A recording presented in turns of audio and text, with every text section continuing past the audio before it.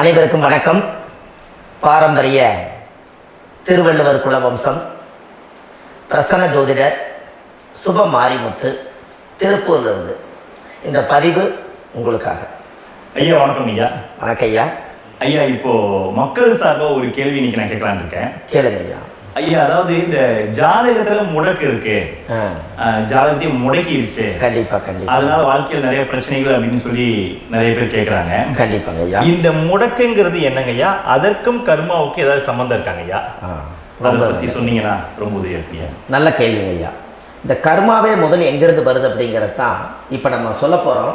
இதுவரைக்கும் எத்தனையோ கருத்துக்கள் எல்லாம் நீங்கள் இந்த உலகத்தில் கேட்டிருப்பீங்க.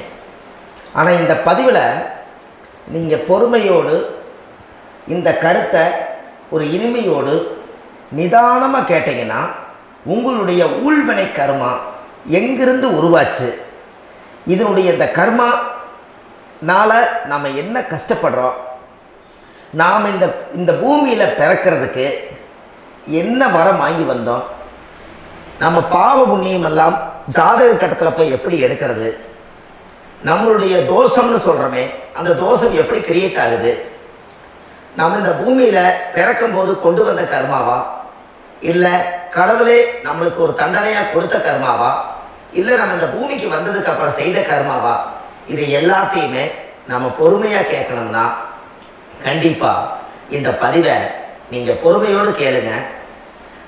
உங்களுக்கு இதில் ஒரு பெரிய ஒரு ரகசியம் ஒன்று அடங்கி இருக்குது. அந்த ரகசியத்தை தான் இன்னைக்கு இந்த உலகத்துக்கு அரங்கேற்றம் பண்ணுறேன். இந்த முடக்கு நம்ம ஐயா கேட்டதில் ஒரு அற்புதமான ஒரு விஷயம் என்ன அப்படின்னு கேட்டிங்கன்னா, முடக்குங்கிறது அந்த காலத்தில் பெரிய திறமையை கட்டி போட்டு வச்சுட்டா நம்மளால் அது இயங்க முடியுமா? முடியாது இல்லைங்களா ஐயா? முடியாது. அப்போது அதே மாதிரி ஜாதக கட்டத்தில் நமக்கு வேண்டிய யோகத்தை கடவுளே நம்மளுக்கு நாம் செய்த பாவத்தினால அது முடக்கி வச்சிருச்சுன்னா அந்த பாவகத்தை அந்த ஜாதகர் அனுபவிக்க முடியுமா? முடியாது, அனுபவிக்க முடியாது. அப்போ அந்த அனுபவிக்க முடியாம வெளி உலகத்துல போய் நம்ம தேடி போன பிறவியில செய்த பாவத்தை இந்த பிறவியில நீங்க தேடி கண்டுபிடிச்சு வாழ்க்கையில நீங்க எப்போ மேலுக்கு வருது? அப்போ அந்த கர்மா 12 ராசி கட்டத்துக்குள்ள 27 நட்சத்திரத்துல 9 கிரகங்களுக்குள்ள ஒரு பெரிய ஒரு ஆத்துமாத்துமான கர்மா, உங்க பூர்வ ஜென்ம கர்மா இதுக்குள்ள எங்கேயோ ஒரு இடத்துல முடங்கி இருக்குது. இந்த முடக்க மட்டும் உங்க ஜாதகத்துல நீங்க கண்டுபிடிச்சிட்டீங்கன்னா ஹைலைட்டா வாழ்றதுக்கு இந்த உலகத்துல சுதந்திரமான வாழ்க்கை வாழ்றதுக்கு ஒரு மிகப்பெரிய பொக்கிஷம் உங்க ஜாதகத்துக்குள்ளேயே இருக்கு. அப்போ அந்த ஜாதகத்துக்குள்ள நாம போன பிறவியில நம்ம கர்மா நாம் என்ன செய்திருக்கணும் உங்களுக்குள்ள பெரிய குழப்பம் இருக்கும். என்னங்க ஐயா, நீங்க என்ன கர்மா பண்ணிட்டு வந்தீங்க, நாம போன பிறவில நம்ம யாரை ஒரு வதச்சோம், யாரை நம்ம மனசை புண்படுத்தணும், நம்ம தாத்தாவுக்கு சோறு போட்டோமா, நம்ம பாட்டனுக்கு சோறு போட்டோமா, நம்ம முப்பாட்டனுக்கு சோறு போட்டோமா, நம்ம கொள்ளு பாட்டனுக்கு சோறு போட்டோமா, அப்ப நம்ம அப்பாவுக்கு நம்ம பெற்றவருக்கு நம்ம சாப்பாடு கொடுத்தோமா, இவங்களுக்கெல்லாம் நம்ம சேவை பணிவடைகள் செஞ்சோமா, நம்மளுடைய உறவுகளுக்கெல்லாம் அரவணைச்சு போனோமா, நம்மளுடைய இந்த மாதிரி நாம் ரத்த சம்பந்த உறவுகளை இருந்துதான் இந்த உலகத்துக்கு நம்ம வெளியில வந்திருப்போம். அப்போ வெளியில நீங்க நிற்கிறீங்க, அப்படியே மேலே போய் பார்த்தீங்கன்னா ஒரு 7 தலைமுறையில ஒவ்வொருத்தரும் செய்த கர்மாவெல்லாம் நம்ம பிளட் ரிலேட்டிவா இப்போ நீங்க கரண்ட்ல இருக்கிறவங்க கிட்ட தான் டெபாசிட் பண்ணியிருக்கு. அப்ப இது தெரியாம நாம ஜாதகத்துக்குள்ள போய் தசாபுத்தி நல்லா தெரிஞ்சிருக்குதே, நான் ரொம்ப கஷ்டப்படுறேன், என் ஜாதகத்தில் போய் பார்த்தேன் எல்லா கிரகங்களும் நல்ல வலிமையா இருக்குன்னு சொன்னாங்க, ஆனா இன்னும் என்னுடைய கடன் அடையல, இன்னும் என்னோட கர்மா தீர்ந்த மாதிரியே தெரியல, எனக்குள்ள ஒரு தாட்டு என்னமோ நான் ஒரு பிண்டங்கிற வாழ்க்கையிலே வாழ்ந்துட்டு இருக்கேன் அப்படின்னு நீங்க சொல்லும் போது, அப்ப இதையெல்லாம் தாண்டி ஒரு கர்மா உங்களுடைய ராசி கட்டத்துக்குள்ள எங்கேயோ ஒரு பக்கத்துல ரகசியமா புதைஞ்சிருக்கு. அப்போ அந்த ரகசியமா புதைஞ்சிருக்கக்கூடிய அந்த முடக்கு தான் இன்னைக்கு இந்த உலகத்துக்குள்ள நீங்க தெரிஞ்சுக்கக்கூடிய விஷயம். அப்போ அந்த முடக்குங்கிறது ஒரு உண்மை இந்த உலகத்துக்கு நம்மளை எல்லாத்துலேயும் நல்லா யோசிச்சு பாருங்க. 12 ராசி கட்டம் இருக்குதுங்களா ஐயா? ஆமாங்க ஐயா. ஆனா கிரகம் எத்தனை இருக்குதுங்க? 9 தான் இருக்குங்க. ஆமா, 12 ராசிக்கு 12 கட்டத்துக்கு 12 கிரகம் கொடுத்துருக்கலாம்ல கடவுள். அப்ப ஏன் 3 கட்டத்தை மட்டும் எம்டி பண்ணி மீதி 9 கிரகத்தை வச்சுக்கிறாருன்னா, அப்ப நாம் செய்த 3 தலைமுறை கர்மாவுக்கு அது எந்த கட்டம் பிளாக் ஆகுதோ அந்த கட்டத்துக்குள்ள ஒரு ஏதோ ஒரு ரகசியம் இருக்கிறனால தானே எங்கேயோ ஒரு பக்கத்தில் நீங்கள் கண்டிப்பாக கர்மாவில் மாட்டுவீங்கிறது கனவுலே படைச்சு தானே இதை உருவாக்கியிருக்காரு. 12 ராசிக்கு 12 கட்டம் கொடுத்துருந்தா எங்கே நீங்கள் சுற்றி வந்தாலும் ஏதோ ஒரு வீட்டுக்குள்ள போய் பார்த்துக்கலாம். நிச்சயமாங்க. ஆனால் ஒரு வீடு சுத்தமாக இருக்குது, ஒரு வீட்டில் 4 கிரகம் இருக்குது, ஒரு வீட்டில் 3 கிரகம் இருக்குது, ஒரு வீட்டில் 5 கிரகம் இருக்குது, ஒரு 3 வீடு 4 வீடு காலியாக இருக்குது. அப்போ எங்கேயோ ஒரு ராசி கட்டத்துக்குள்ளேயே கடவுளுடைய கர்மா விளையாட்டு, அது ரகசிய விளையாட்டு தான். அப்போ இந்த இடத்துல தான் உங்கள் ஜாதகத்தில் முடக்கு இருக்குது. இந்த முடக்க நீங்கள் எப்படியெல்லாம் அதை ஆராய்ச்சி பண்ணி கண்டுபிடிக்க முடியும் அப்படிங்கிற ஒரு விஷயத்தை தான் இன்னைக்கு நம்ம இந்த உலகத்துக்குள்ள இதை நுழைக்க போகிறேன். இப்போ அப்பா செய்த பாவம்னு ஒன்று இருக்குமில்ல ஐயா? ஆமாங்க ஐயா. நம்ம அறியாத வயசுல தெரியாதல அப்பா செய்த பாவம்னு இருக்கும். அப்பாவுடைய சொத்து பிள்ளைக்கு தானா, அப்பாவுடைய பாவம் பிள்ளைக்கு தானே? ஆமாங்க ஐயா. ஆமாங்க ஐயா. என்னங்க ஐயா? ஆமாங்க ஐயா. சரி, அப்ப தாத்தா இருக்கிறாரு, தாத்தாவுடைய கர்மா உயிர் எங்க எழுதி வைக்கிறாருங்க? அப்போ மகனை பெற்றுறாரு.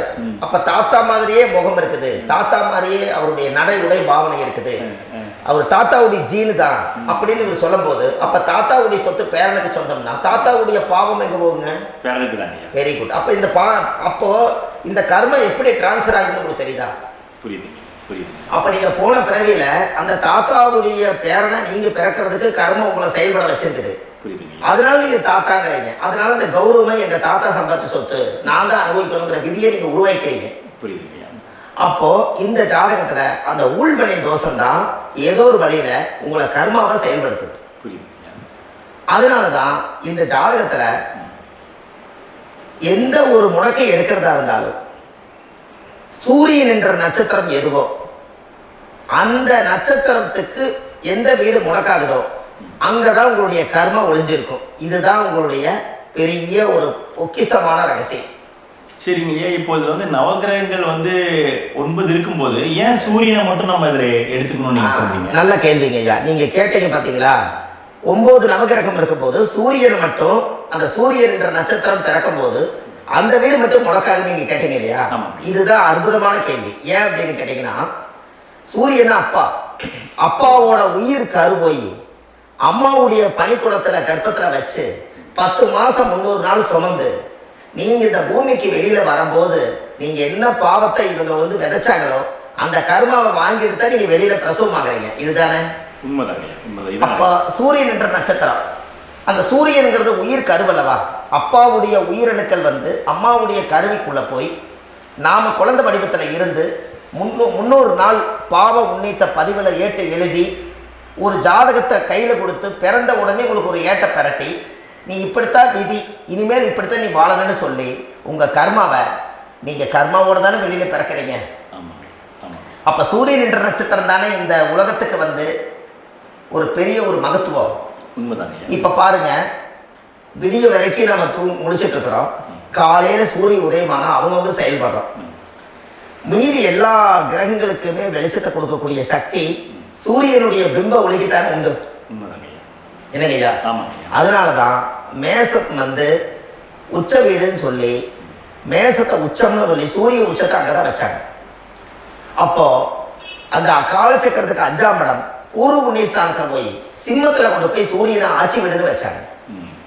அப்போ சூரியன்ல இருந்துதான் அந்த மையப்புள்ளி உருவாகுது.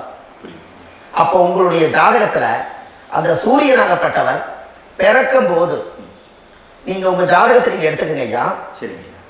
நீங்க இன்னைக்கே போய் கதவை திறந்து உங்க பெட்டியை திறந்து பீர்வாவுக்குள்ள உங்களுடைய ஜாதகம் இருக்குது, அந்த ஜாதகத்தை எடுத்து ஜோதிடர்கிட்டையே நீங்க சந்தேகம் கேட்கறதுக்கு முன்பு நீங்களே உங்களுடைய கர்ம பத்தி தெரிஞ்சுக்கிறதுக்கு இந்த பதிவுல உங்களுக்கு ஒரு ரகசியத்தை சொல்லித்தரேன். உங்க ஜாதகத்துல இப்ப இது வரைக்கும் ராசி கட்டத்தை நீங்க பார்த்திருப்பீங்க. ஆனா பாதசாரம்னு ஒண்ணு இருக்கும் இல்லைங்களா? ராசிக்கு பாதசாரம்னு ஒண்ணு இருக்கும். சூரியன் என்ன நட்சத்திரத்துல இருக்குது, சந்திரன் என்ன நட்சத்திரத்துல இருக்குது, செவ்வாய் என்ன நட்சத்திரத்துல இருக்குது, புதன் என்ன நட்சத்திர கால நிற்குது, இது எல்லாமே அந்த சாரம் இல்லாத ஜோதிடம் சோரம் போய்விடும். அதனால அந்த சாரத்தை நிற்கிறது பத்தியில கிரகம். அதுல இப்ப நீங்க உங்களுடைய ராசி கட்டத்தை ஓபன் பண்ணுங்க.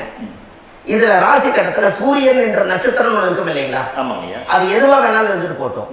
அந்த நட்சத்திரம் தான் நீங்க பிறக்கும் போது தாயுடைய கருவறைக்குள்ள கரு உருவான நட்சத்திரமே அதுதான். புரிஞ்சுங்களா ஐயா? பிறக்கும் போது நீங்கள் அந்த கருவுடைய நட்சத்திரம் அப்பா வந்து கருவை உருவாக்கி கர்மாவை விதைச்சது அந்த சூரியன் என்ற நட்சத்திரம் தான். அந்த வீட்டுக்கு தான் இந்த ராசி கட்டத்தில் உங்களுக்கு முடக்கு உருவாகுது. புரிஞ்சுங்களா ஐயா? அப்போ ஒரு ஜாதகத்துல சூரியன் என்ற நட்சத்திரம் எதுவோ அதுதான் உங்களுடைய கர்ம நட்சத்திரம். இப்ப நம்ம பிறக்கிறதுக்கு முன்னாடி அப்பா கிட்ட அந்த கர்ம டெபாசிட் ஆயிருக்கும். அதை டிரான்ஸ்ஃபர் எப்படி பண்றாரு? அவர் ஒரு கல்யாணம் வச்சு அவர் குடும்ப வாழ்க்கையில வாழ்ந்து நம்மளோட உயிர் கருவை கொண்டு போய் ஊராம் பொண்ண கல்யாணம் பண்ணி பொண்டாட்டின்னு எடுத்துக்கொண்டு அந்த பொண்டாட்டிங்கிற உரிமையாகி இவருடைய உயிர் கரு உருவாகி வாரிசுகள் வெளியில வருது. அதானே ஐயா? அப்போ அந்த சூரியன் என்ற நட்சத்திரம் தான் இந்த உலகத்துல ஒரு பிரம்மாண்டமான நட்சத்திரம். இந்த நட்சத்திரம் உங்க மனசுக்குள்ள ஏதாவது இருந்துச்சுன்னா உங்க வீட்டுல ஏதாவது ஒரு நல்ல விஷயங்கள் நீங்க பண்றதா இருந்தா அந்த கர்ம நட்சத்திரம் சூரியனுடைய நட்சத்திரம் இருக்கிறதுல அந்த நட்சத்திரத்துல எந்த ஒரு சேவைகளும் செய்யக்கூடாது. அதுதான் கர்மா. அதை போய் நீங்க ஆக்டிவேட் பண்ணி விட்டீங்கன்னா அது முன்னோர்களை வந்து நீங்க வந்து தொந்தரவு பண்ண மாதிரி. அந்த கர்ம நட்சத்திரம் தான் உங்க வாழ்க்கையில அது புதஞ்சிருக்கிறதா. இப்போ குழந்தை பிறந்தாலோ சீர் சீமந்தங்கள் நீங்க செய்யறதாலோ கல்யாணம் முக்கிறதுனாலோ உங்க ஜென்ம நட்சத்திரத்தன்னைக்கு கல்யாணம் பண்ண வேணும்னு சொல்லிக்கிறாங்க இல்லைங்க? உங்களுக்கு ஜென்ம நட்சத்திரத்துக்கு முன்னாடி உங்களை உருவாக்குன நட்சத்திரம் தான் ஜென்ம நட்சத்திரம். அப்ப சூரியன் என்ற நட்சத்திரம் அப்பாவுடைய ஜென்ம நட்சத்திரமா அந்த ஊழ்வினை கர்ம செயல்படுது. அப்ப அந்த முடக்கு யார் வழியில வந்தது? முன்னோர்கள் வழியில வந்தது. முன்னோர்கள் கட்டி வச்சது யாரைய? குலதெய்வத்தை. அப்ப அந்த குலதெய்வத்தை போய் சாமிக்கு போய் வீடு வாசல்லாம் வலிச்சு குலதெய்வத்தை போய் தேங்காய் பழம் பூமாலை கல்கண்டு வாங்கி அர்ச்சனை பண்ணி ஒரு அன்னதானம் ஒன்று பண்ணிட்டு சாமிக்கு பொங்கல் வச்ச நைவேத்தியம் பண்ணிட்டு உங்க ஜாதகத்தை வச்சு பூஜை பண்ணிட்டு வாங்க. அதுக்கப்புறம் தான் உங்க கர்மாவை கண்டுபிடிக்கிறதுக்கு வழியே பிறக்கும். குலதெய்வத்தை வணங்காமல் கோவிந்தா கோவிந்தா என்று பல தெய்வத்தை வணங்கினாலும் பலனொன்றும் இல்லைன்னு அந்த காலத்தில் முன்னோர்கள் சொல்லி வச்சுக்கிறாங்களா இல்லைங்களா? அதனால கண்டிப்பாக அதை கண்டுபிடிச்சு நீங்கள் அதுக்கு ஒரு நைவேத்தியம் பண்ணால் மட்டும்தான் முதல்ல உங்கள் 5ஆம் பாவம் முன்னோர்கள் அது வேலை செய்யும். குலதெய்வ ஆலயத்துக்கு போயிட்டு வாங்க. போயிட்டு வந்துட்டு இந்த கர்மவினை தோஷத்தை நிவர்த்தி பண்ணுறதுக்குனால சரியான பரிகாரத்தை நம்ம எடுப்போம். அப்போ உண்மையாலுமே ஒரு ராசி கட்டத்துக்குள்ள இந்த மாதிரி ஒரு அந்த கர்ம தோஷம் இருப்பதனால இந்த கர்மா தோஷத்துக்கு அந்த முடக்க தோஷங்கிறத நீங்கள் எடுத்து அதை கண்டுபிடிச்சி அந்த சூரியன் என்ற நட்சத்திரம் எந்த ராசி கட்டத்தில் போய் முடக்காயிருக்குதோ அந்த முடக்கு எந்த பாவகம் வந்து நம்மளுக்கு லாக் ஆகிருக்குதோ அந்த பாவகத்துக்கு உண்டான பரிகாரங்கள் அதுக்குரிய ஸ்தலங்கள் அந்த கோவில்களில் போய் சுவாமிக்கு தேங்காய் பழம் பூமாலை கல்கண்டு வாங்கி அர்ச்சனை பண்ணி நீங்கள் அந்த கோவிலுக்குள்ள போய் உட்கார்ந்து சாமி கும்பிட்டு வந்தீங்கன்னா உங்களுடைய ஜாதகத்தில் இருக்கக்கூடிய அந்த முடக்கு தோசை நீங்கி வாழ்க்கையில் நீங்கள் எதை சாதிக்க வந்தீங்களோ அந்த சாதனையை நீங்கள் சாதிச்சுட்டு இருப்பீங்க. புரிஞ்சுங்களா ஐயா? இல்லை, தெளிவாக புரியுதுங்க. ஏன் அப்படின்னா அந்த முடக்கு நட்சத்திரத்துக்குள்ள தான் ஒரு தோஷம் இருக்குது. இப்போ அந்த காலத்தில் பாருங்க ஐயா, முன்னோர்கள் எல்லாம் நிறைய பேர் கோவில் கட்டி வச்சுட்டு போயிருக்காங்களா இல்லைங்களா? ஆமாங்க ஐயா. இந்த கோவில் எதுக்காக கட்டி வச்சுக்கிறாங்கன்னா அவங்க கட்டினவங்களுக்கும் அந்த முடக்கு தோஷம் இருந்திருக்குது. ராஜாக்கள் இருந்திருக்குது, மன்னர்கள் காலத்தில் இருந்திருக்குது, ஜமீன்தார் காலத்தில் இருந்திருக்குது. இப்போ அவங்களுடைய அமைப்புகள் எல்லாமே முன்னோர்கள் என்னமோ அறியாமல் தெரியாத தன்னடக்கம் இல்லாத ஒரு கர்மாவை செஞ்சுட்டாலும் அதுக்குரிய பரிகார ஸ்தலங்களை கொண்டு போய் அந்த காலத்திலே ஜாதகம் பார்த்து நம்ம வந்து முன்னோர்களுடைய பாவத்தை நாம் செய்த பாவத்தையும் தீர்த்துட்டு நமக்கு கீழே அடுத்த சந்ததிகள் அடுத்த தலைமுறைகள் வந்தாலும் இந்த கோவில்களுக்கு வந்து விளக்கு போட்டு சாமி கும்பிட்டு இந்த மண்ணை மிதிச்சுட்டு போனால் அன்னையோட அந்த கர்மா தீருங்கிறது அந்த காலத்திலேயே முடக்கு தோச பரிகாரத்தை கோவில் வழியில் அந்த காலத்தில் திசை திருப்பி வச்சுருக்காங்க. அப்போ நீங்கள் கோவிலுக்கு போகாமல் கண்டிப்பாக இந்த பரிகாரத்தை நீங்கள் உடைக்க முடியாது. ஏன் உடைக்க முடியாதுன்னா இப்போ நீங்கள் எத்தனை வருஷம் வாழ்கிறீங்க ஐயா? இன்னும் ஒரு 50-60 வருஷம், 120 வருஷமே வச்சுக்கோங்க. சூரிய திசை 6 வருஷம், சந்திர திசை 10 வருஷம், செவ்வாய் திசை 7 வருஷம், ராகு திசை 18 வருஷம், குரு திசை 16 வருஷம், சனி திசை 19 வருஷம், புதன் திசை 17 வருஷம், கேது திசை 7 வருஷம், சுக்கிர திசை 20 வருஷம். இப்போ நான் சொன்ன டோட்டலெல்லாம் கூட்டிங்கன்னா 120 வருஷம் வரும். இது ஒரு மனிதர் பிறந்து பூர்ண ஆயுளோடு வாழ்ந்தால் இந்த 120 வருஷம் வாழ்ந்தால் அவர் இந்த பூலோக பதவி விட்டு சிவலோக பதவி போயிடுவார். அதுக்கு பேர் தான் பூர்ண ஆயுள் என்று பொருள். அப்ப இந்த பூர்ண ஆயுள வாழ்ந்தவருக்கு 120 வருஷம். கோயில் எத்தனை வருஷம் வாழ்ந்துங்க ஐயா? கோயில் ஒரு கோயில் பழங்காலத்து கோயில் எல்லாம் எத்தனை வருஷம் வாழுதுங்க? 12 வருஷத்துக்கு கும்பாபிஷேகம் பண்ணுவாங்க. அது ஓகே, அது பரவாயில்ல. 12 வருஷத்துக்கு ஒருக்கா பழச புதுப்பிச்சு கும்பாபிஷேகம் பண்ணி மறுபடியும் அதுக்கு பவர் ஊட்டி சக்தி ஊட்டி அதுக்கு உருவேற்றுறாங்க. நான் சொல்றது கோயில் 5000 வருஷம் 4000 வருஷம் பெரிய பெரிய சித்தர்கள், மகான்கள், ரிஷிமார்கள், யோகிகள், சித்தர்கள் இவங்களெல்லாம் போய் கோவில்லையே சிவனையும் பெருமாளையும் வழிபாடு பட்டுட்டு கோவில்லையே ஒரு ஓரத்துல ஜீவசமாதி ஆயிட்டாங்கன்னு பழைய கால கோயில சித்தர்கள் குடியிருக்காங்களா இல்லைங்களா? இருக்காங்கல்லங்க ஐயா. அப்போ நாம 120 வருஷம் வாழ்றோம், கோவில் 5000 வருஷம் வாழுது. எங்க சக்தி அதிகமா இருக்குன்னு சொல்லுங்க? கோயில் தான், அதோட மாற்றம் இல்லைங்களே. அப்ப கோவில தான் அந்த சக்தி இருக்குது நீங்க சொல்றீங்க. அப்போ உங்களுடைய கர்மாவை உடைக்கிறதுக்கு 120 வருஷம் பெருசா 5000 வருஷம் பெருசான்னு சொல்லுங்க? 5000 தாங்க. அப்ப 5000 வருஷம் உள்ள அலைகள் வந்து எத்தனை அந்த சிவனுக்கு ஒரு சிவன் கோயிலே உங்களுக்கு முடக்கு தோஷத்துக்கு ஒரு கோயில் வருதுன்னு வச்சுக்கோங்க.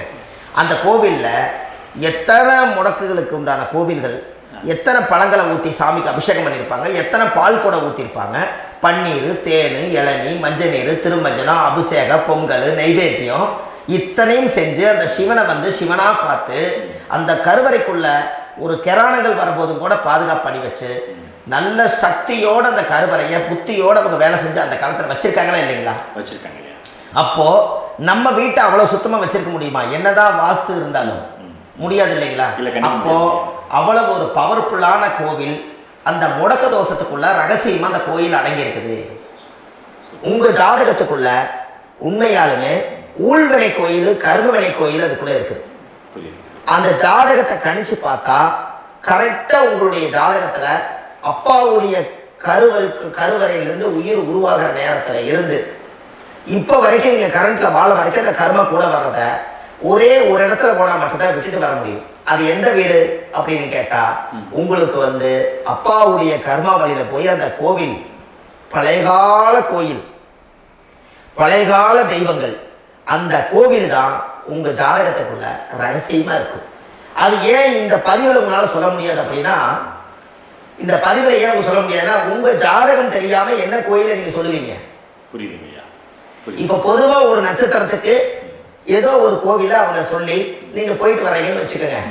ஆனால் அது வேலை செய்யலைன்னா நம்மளுக்கு என்னங்க இவ்வளவு கஷ்டப்பட்டு போய் அந்த பலனடையிலேயே கேள்வி கேட்கக்கூடாது.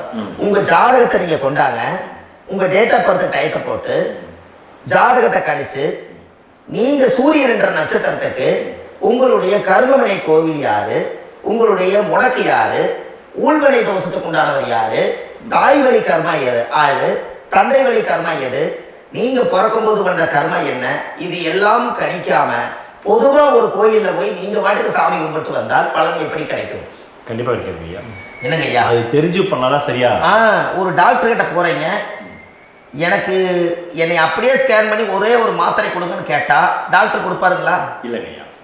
அவர் என்ன பிரச்சனை இருக்குதோ அதை முதல்ல கண்டுபிடிச்சு ஸ்கேன் பண்ணி பார்த்து ரிப்போர்ட் எடுத்து அது மூலியமா தான் கொஞ்சம் எடுத்து ஐயா உங்களுக்கு இந்த பிரச்சனை, இதுக்கு தீர்வுக்கு இதுக்குண்டான மெடிசன், இது இப்படித்தான் சாப்பிடணும்னு முறையா சொல்லி அந்த உயிர் வாழ வைக்கிறாரு டாக்டர். அவர் ஒரு தெய்வ வடிவத்துல. கரெக்டுங்களா ஐயா? அப்போ உங்களோட கர்மா எங்க செயல்படுது அப்படின்னா இந்த முடக்க நீங்க இந்த பதிவுல தெரிஞ்சுக்கங்க. அதுக்குரிய நட்சத்திரம் என்னன்னு தெரிஞ்சு வச்சுக்கோங்க. உங்க ஜாதகத்துல சூரியன் என்ற நட்சத்திரத்தை எடுத்துக்கங்க. அந்த வீட்டுக்கு முடக்க இந்த பதிவுல எந்த வீடு லாக் ஆயிருக்குதுங்கிறத நான் உங்களுக்கு இந்த வீட்டுல சொல்றேன். அந்த வீட்டு நீங்க பாருங்க, உங்களுடைய லக்கணத்துக்கு அது எந்த வீடு. இப்ப லக்கணத்துக்கு ஒரு 7வது வீடுனே வச்சுக்கோங்க. அப்போ லக்கணத்துக்கு 7வது வீடே முடக்கு. அப்படி ஒரு முடக்க ஆயிப்போச்சுன்னா ஒரு ஜாதகத்துல லக்கணம் தான் 1, 7ஆம் இடம்ங்கிறது மனைவி ஸ்தானம். ஒரு ஆணுடைய ஜாதகத்துக்கு 7ஆம் இடம் தான் மனைவி. அவருக்கு நல்ல மனைவி அமையாம ஆடம்பரம் இருந்தும் வீடு அரண்மனை மாதிரி இருந்தும் அந்த மனைவி ஒரு சந்தோஷமா அவர் அனுபவிக்க முடியாது. புரிஞ்சுங்களா ஐயா? சந்தோஷமா அனுபவிக்க முடியாது. ஏன் அப்படி? 7ஆம் இடத்துல தான் அவரோட கர்மம் உட்கார்ந்து இருக்குது. கரெக்டா சொன்னீங்க. 7ஆம் இடத்துல தான் அந்த கர்மம் உட்கார்ந்து இருக்குது.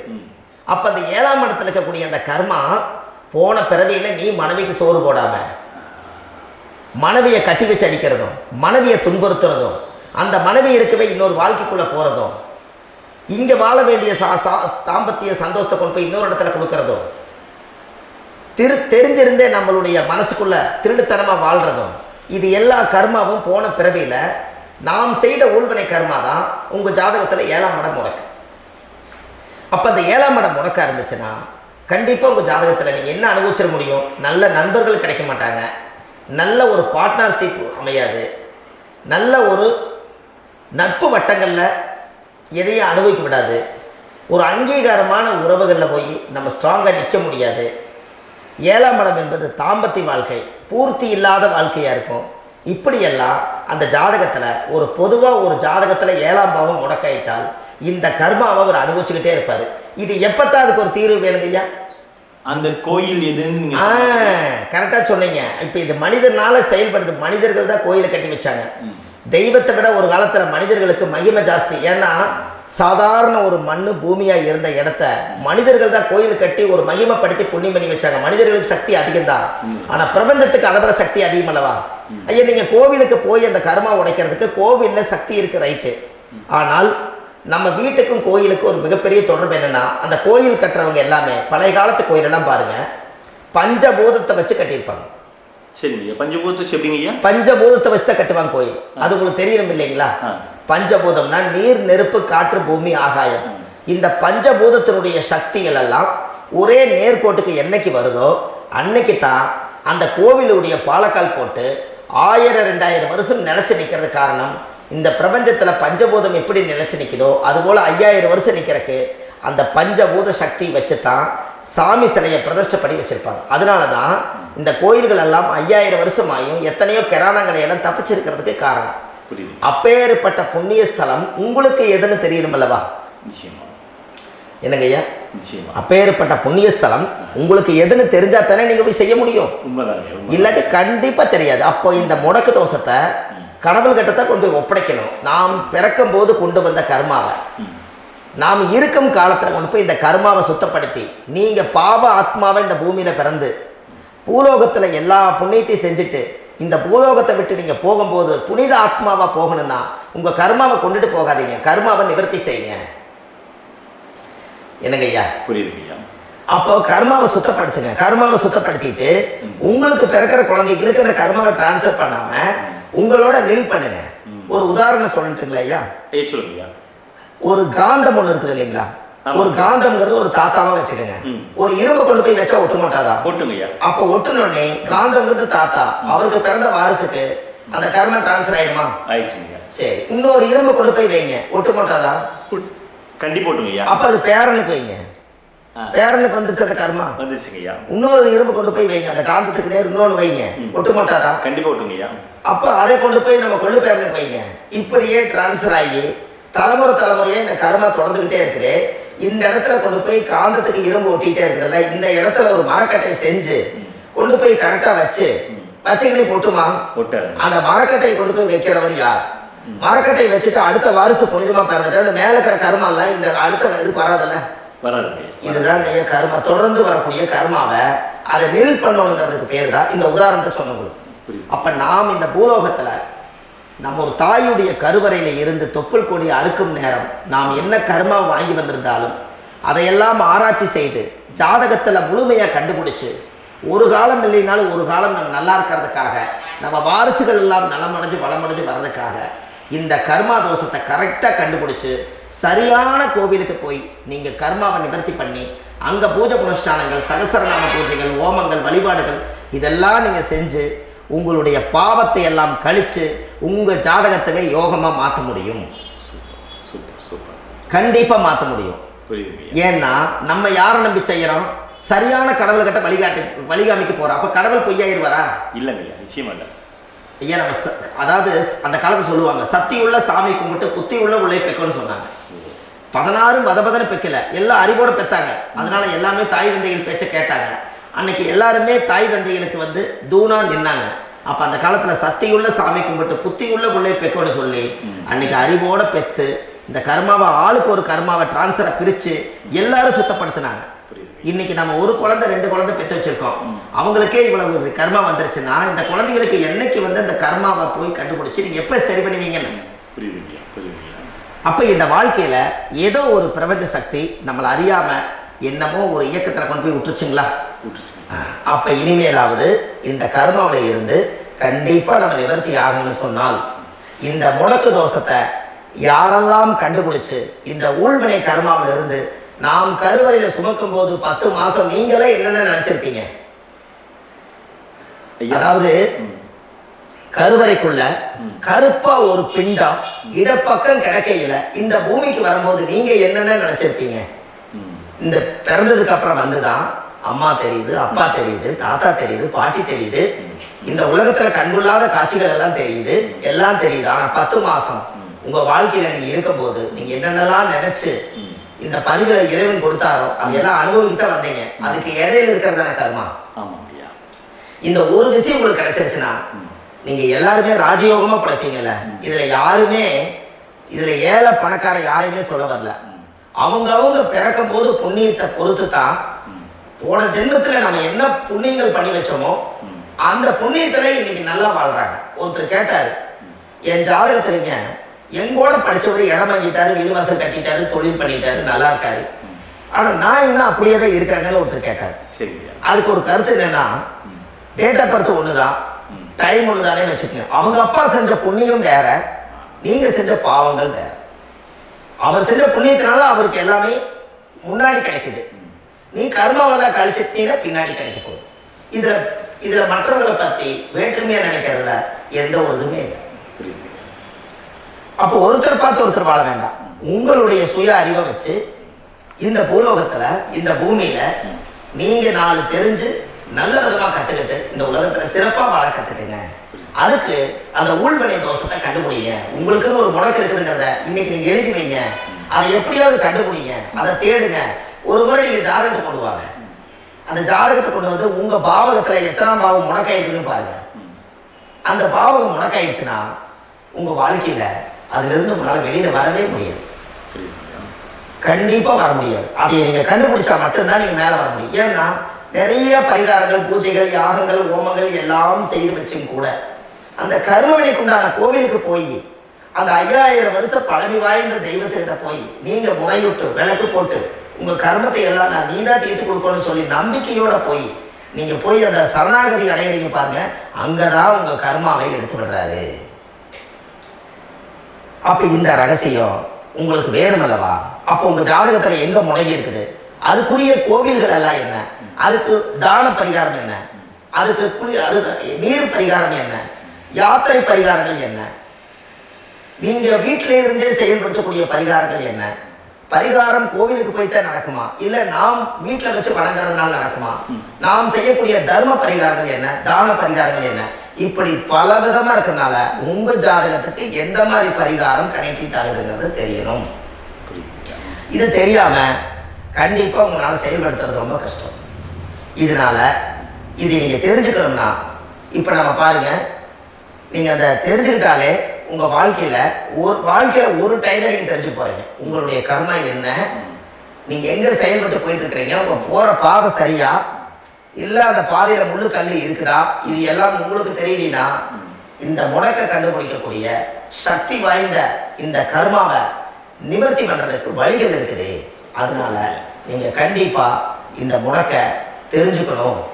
இந்த முடக்க ராசினா என்ன உண்மையாலுமே உங்க வாழ்க்கையில நீங்க தெரிஞ்சு இனிமேல் உங்க வாழ்க்கையில இதுவரையிலும் கர்மாவுக்குள்ளேயே கஷ்டப்பட்டீங்க, வழி தெரியாம கண்ணை கட்டி காட்டுல விட்ட மாதிரி இருந்தீங்க, இனி அப்படி இருக்க வேண்டாம். உங்க ஜாதகத்துல 12 ராசி கட்டத்துல 9 கிரகம் போகும், மீதி 3 கிரகம் 3 கட்டம் வந்து உங்களுக்கு எங்கேயோ ஒரு பக்கத்துல 3 கட்டம் எம்டியத்தை இருக்கும். கரெக்டுங்களா? அது இல்லாம ஒரு ஜாதகம் பிறக்காது. ஏன்னா 9 கிரகத்துக்கு 9 கணக்கு போட்டால் 3 கட்டம் எம்டியத்தை நிற்குது. அந்த கட்டத்துக்குள்ள எந்த நட்சத்திரத்துல, எந்த சாரத்துல, எத்தனாவது டிகிரியில, எத்தனாவது பாதசாரத்துல, எத்தனை வெகுளையில, எத்தனை செகண்டுக்குள்ள இந்த கர்மா உள்ள புகுந்து உங்களை செயல்படுத்துதுங்கிறத கண்டிப்பா உங்க ஜாதகத்தை கொடுங்க. பார்த்து இந்த விஷயத்தை சொல்றேன், நீங்க அந்த இடத்துக்கு போய் நிவர்த்தி பண்ணிட்டு உங்க வாழ்க்கையில கொஞ்சம் காலம் வாழ போறீங்க. பாருங்க, பிறந்ததுலேருந்து 20 வருஷத்துக்குள்ள இளமையா வாழ்றீங்க, குழந்தையா வாழ்றீங்க. 20லேருந்து 40 வயசுக்குள்ளதான் உங்களுக்கு ஒரு பொண்ணை பார்த்து கல்யாணம் பண்ணி ஒரு கரு உருவாக்குறீங்க. அதுக்கப்புறம் 40லேருந்து 60க்குள்ள குழந்தை பெற்று கடமை முடிச்சிடுறீங்க. 60 வயசுக்கு மேல ரிட்டையர்ட் ஆயிடுறீங்க. இந்த 20க்கும் 60க்கும் இல்லாத 20லேருந்து இந்த 40 வயசுக்குள்ள உங்களோட தேடல் என்னவோ அது வாழ வேண்டிய சுகபோகமான வாழ்க்கை எல்லாமே அந்த 40க்குள்ளதான் இருக்கு. இந்த 40க்குள்ள இருக்கக்கூடிய வாழ்க்கைய இந்த கர்மா தெரியாம காலத்தை வீணாக்க வேண்டாம். வாழ வேண்டிய வயசு நீங்க வாழணும். அதுக்குரிய கர்மாவை நீங்கள் சுத்தப்படுத்துங்க. எப்படியெல்லாம் நீங்கள் சந்தோஷமாக வாழ்கிறீங்கன்னு எனக்கு ஒரு தகவல் கொடுங்க. வேறு லெவலில் நீங்கள் இருப்பீங்க. கண்டிப்பாக இந்த பதிவில் உங்களுக்கு நான் இந்த விஷயத்தை கொடுக்க போகிறேன். இந்த முடக்கு நட்சத்திரங்கள் என்ன அப்படிங்கிறத இந்த பதிவில் நீங்கள் ஒரு நோட் ஒன்று எடுத்துக்கோங்க, குறித்து வச்சுக்கோங்க. இதில் இருந்து அவங்கவுங்களுக்கு முடக்கு நட்சத்திரம் என்னங்கிறத இந்த பதிவில் நான் உங்களுக்கு கொடுக்குறேன். இந்த வீடு தான் அது முடக்குங்கிறத சொல்கிறேன். இதையெல்லாம் நீங்கள் தெரிஞ்சு உங்கள் ஜாதகத்திலே நீங்கள் முடக்கு எடுத்து கண்டிப்பாக உங்கள் வாழ்க்கையில் நீங்கள் நல்லா இருப்பீங்க. அதுக்கு ஒரு நோட் எடுத்து வச்சுக்கோங்க. இது வரைக்கும் கர்மாவை பற்றி நம்ம பேசணும். உங்கள் ஜாதகத்தில் சூரியன் என்ற நட்சத்திரத்துக்கு தான் முடக்குன்னு சொன்னீங்களே, எந்த வீடுங்கிற ரகசியத்தை இன்னைக்கு நம்ம எல்லாரும் தெரிஞ்சுக்கலாமா? இத்தனை காலமாக நீங்கள் தெரிஞ்சுக்காத ஒரு ரகசியத்தை இன்னைக்கு உங்கள் ஜாதக கட்டத்தில் நீங்களே முடக்க கண்டுபிடிச்சி அதுக்குண்டான பலனை தேட போகிறீங்க. அந்த தேடல் தான் உங்களை கொண்டு போய் உட்கார வைக்க போகுது. ஒரு உதாரணம், உங்கள் ஜாதகத்தில் பாதசாரம் இருக்குது அல்லவா? அந்த பாதசாரத்தில் சூரியன் என்ற நட்சத்திரம், சூரியன் நின்ற நட்சத்திரம் பாதசாரத்தில் கரெக்டாக எடுங்க.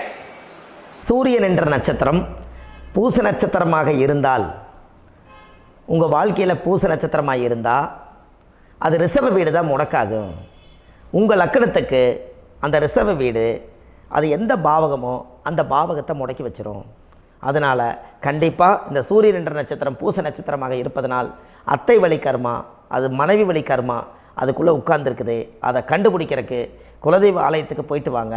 போயிட்டு வந்துட்டு இந்த கர்மவினை தோஷத்தை நிவர்த்தி பண்ணுறதுக்குண்டான சரியான பரிகாரத்தை நம்ம எடுப்போம். பூச நட்சத்திரத்தை இது வரைக்கும் நீங்கள் பார்த்தீங்க. அடுத்தது ஆயிலி நட்சத்திரத்தை பற்றி அடுத்த பதிவில் சொல்கிறேன். நம்ம ஆன்லைன்லேயே ஜாதகம் பார்க்குறோம். உங்கள் date of birth, time, place கொடுத்தீங்கன்னா போதும். உங்களுக்கு ஜாதகத்தை கணிச்சு ஃபோன்லேயே உங்களுக்கு கர்மராசி கண்டுபிடிச்சி உங்களுக்கு உண்டான கர்ம பரிகாரத்தை சொல்லி உங்கள் வாழ்க்கையில் ஒரு வெளிச்சத்தை கொண்டு வர்றதுக்கு என்றைக்கும் உங்களுக்கு உறுதுணையாக இருப்பேன். நீங்கள் கண்டிப்பாக இந்த பதிவுகள் எல்லாம் இது உங்களுக்காகத்தான். இது அதிகாலை நேரத்தில் பிரம்ம முகூர்த்தத்தில் இந்த பதிவை உங்களுக்கு முழுமையாக சமர்ப்பணம் பண்ணுறேன். இதை கற்று இதை வழி நடத்தி இதைய எப்படியெல்லாம் இந்த முடக்கை கண்டுபிடிச்சி இப்படியெல்லாம் பேச வச்சு அழகு பார்க்க நம்ம முன்னோர்களுடைய ஆசீர்வாதமும் இந்த முடக்கை கண்டுபிடிச்ச குருமார்களும் அவங்களுடைய குடும்ப பாரம்பரிய வம்சாவளிகளும் எல்லாருமே நல்லா இருக்கணும். அதுக்காக இந்த நேரத்தில் நான் வந்து அடியன் சுப மாரிமுத்தாக இருந்து திருப்பூர்லேருந்து இந்த பதிவை உங்களுக்கு நான் கொடுக்குறேன். கண்டிப்பாக இந்த முடக்கு கோயிலுக்கு, இந்த முடக்கு தோஷத்துக்கு உண்மையான பரிகாரங்கள், எளிமையான பரிகாரங்கள் நீங்களே வாழ்க்கையில் செஞ்சு ஆதிகால பரிகாரங்கள் உங்கள் மனசுக்குள்ளே இருக்குது. அதை செயல்படுத்தினா மட்டும் போதும், வாழ்க்கை எங்கேயோ போயிடும். கண்டிப்பாக ஒரு முறை உங்கள் ஜாதகத்தை அனுப்பி வைங்க, உங்களுக்கு நான் பார்த்து பலன் சொல்கிறேன். இன்றைக்கி நான் கொடுத்த பதிவுகள் எல்லாம் உங்களுக்கு ரொம்ப பயனுள்ளதாக இருந்திருக்கும். உங்களுக்கு இது வரைக்கும் எத்தனையோ கர்ம வினைகளை பற்றி தெரியாமல் இருந்திருக்கீங்க. இந்த பதிவில் நிறைய கேட்டு தெரிஞ்சுக்கிட்டீங்க. இதெல்லாம் வாழ்க்கையில் ரொம்ப முக்கியமான பரிகாரங்கள், எளிமையான பரிகாரங்கள். நேராக நீங்கள் கடவுளைத்தான் கெட்டியாக பிடிக்க போகிறீங்க. அந்த பரிகாரங்கள் எல்லாம் செஞ்சு அதிகாரமாக வாழ்ந்து இந்த பூலோகத்தில் நல்ல சிறப்பாக வாழ்றதுக்கு இந்த பரிகாரம் உங்களுக்கு ரொம்ப யூஸ்ஃபுல்லாக இருக்கும். கண்டிப்பாக இந்த பதிவை செய்யுங்க. நம்ம பாரம்பரிய திருவள்ளுவர் குல வம்சம் பிரசன்ன ஜோதிடர் சுப மாரிமுத்து திருப்பூரில் இருக்கேன். 30 ஆண்டு காலமாக நம்ம ஜோதிடர் பார்த்து கொண்டிருக்கிறோம். இவ்வளவு காலமாக எத்தனையோ ஆயிரக்கணக்கான மக்களுக்கு நம்ம ஜோதிடம் பார்த்து வழிகாட்டி நிறைய மக்களுக்கு நிறைய சேவைகள் செஞ்சுருக்கேன். நிறைய கோயில் கட்டி வச்சுருக்கேன், கும்பாபிஷேகங்கள் பண்ணி வச்சுருக்கேன், அன்னதானங்கள் நிறையா பண்ணி வச்சுருக்கேன், புண்ணிய யாத்திரைகள் நிறைய போய் வந்திருக்கேன். மக்களுக்காகவே நான் உங்களுக்கு உழைக்க தயாராக இருக்கேன். இந்த ஜோதிடம் வந்து என்னுடைய ஒரு பாரம்பரியமாக என்னுடைய அப்பா தாத்தா முன்னோர்கள் இதெல்லாம் எங்களுடைய குலத்தொழில் இது. அதனால் நாங்கள் பாரம்பரியமாக திருவள்ளுவர் குல வம்சம். வள்ளுவர் வாக்குன்னு யூடியூப் சேனலில் போனீங்கன்னா 1000 பரிகாரங்கள் கொடுத்துருக்கேன். அதுவும் உங்களுக்கு ரொம்ப யூஸ்ஃபுல்லாக இருக்கும். வள்ளுவர் வாக்கு அப்படின்னு போடுங்க. அப்படி இல்லைன்னா சுப மாரிமுத்துன்னு போடுங்க. இதில் பரிகாரங்கள் நிறையா கொடுத்துருப்பேன். கண்டிப்பாக இதெல்லாம் நீங்கள் சந்தித்து நீங்கள் ஒரு சப்ஸ்கிரைப் பண்ணி வச்சுக்கோங்க. நான் போடக்கூடிய பதிவுகள் எல்லாமே உங்களுக்கு நோட்டிஃபிகேஷன் வந்துடும். அதனால் நீங்கள் ஒரு சப்ஸ்கிரைப் பண்ணி வச்சுக்கோங்க. தினமும் ஒரு தகவல் உங்களுக்கு கொடுத்துக்கிட்டே இருக்கேன். இது எல்லாமே உங்களுக்கு ஒரு பெரிய சந்தோஷமான நிகழ்ச்சிகள். என்றைக்கும் உங்களோட நான் வாழ்கிறேன். உங்களுடைய குடும்பத்தில் நான் ஒருத்தராக இருந்து குடும்ப ஜோதிடராக நான் இருப்பேன். கண்டிப்பாக ஆயுள் உள்ள வரைக்கும் உங்களுக்காக இந்த ஜோதிடத்துக்கு உழைச்சி உங்கள் குடும்பத்தில் ஒருத்தராக நான் வந்து ஒரு ரத்த உறவில் நான் வந்து இந்த பூர்வ ஜென்மத்தில் உங்களுக்கு நான் கடமைப்பட்டிருக்கேன். கண்டிப்பாக அடுத்த பதிவில் உங்களை நான் சந்திக்கிறேன். வாழ்வது ஒரு முறை, வாழ்த்தட்டும் தலைமுறை. நன்றி, வணக்கம்.